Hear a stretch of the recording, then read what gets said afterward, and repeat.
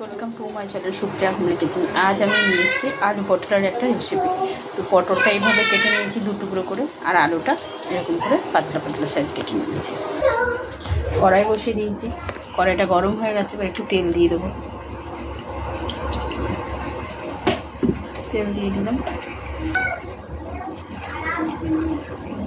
চন্দনী ফোড়ন দিয়ে দিলাম। অফকোর্স নিরামিষ একটা রেসিপি, চন্দনী থেকে একটা সুন্দর গন্ধ বেরোটা।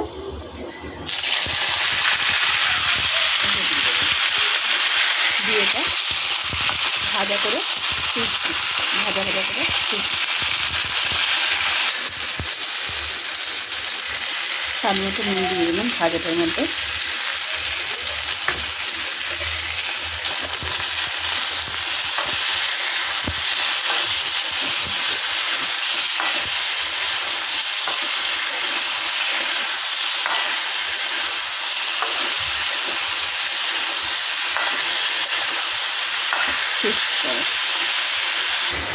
তো ভাজা ভাজা হয়ে গেছে।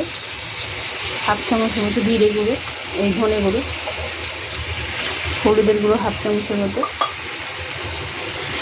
জিরের গুঁড়ো হাফ চামচ। এবার এটাকে ভালো করে নাড়বো।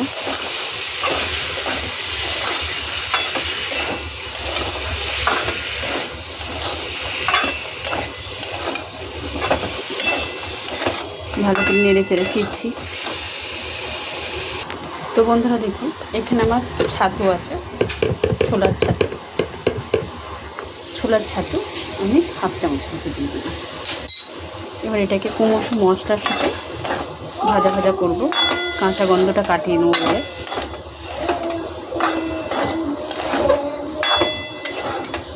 মশলা সব ধরে নিয়েছে,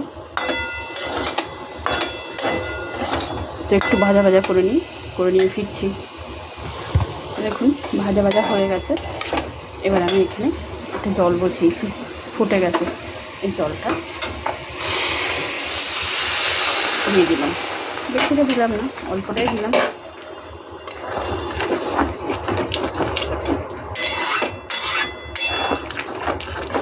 এই রান্নাটা একবার করলে সব কিছুর সাথে এটা যাবে, ভাত, রুটি, পরোটা। আর একবার এই রান্নাটা ট্রাই করলে বারবার করতে হবে। এটা এত সুন্দর একটা রেসিপি। তো আর একটু জল দিয়ে দেবো, সামান্য একটু জল দিয়ে দিলাম, চিনি দিয়ে দিলাম। এবার এটা ফুটুক, আমি পরে ফিরছি। তো দেখুন বন্ধুরা, ঢাকনাটা খুলে দিয়েছি। এবার আমি শুধু একটু গোলমরিচের গুঁড়ো দেবো।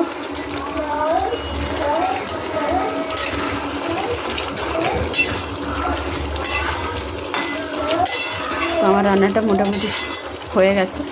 তো আপনারা ট্রাই করে কমেন্ট সেকশনে কমেন্ট করে জানাবেন রেসিপিটা কেমন লেগেছে।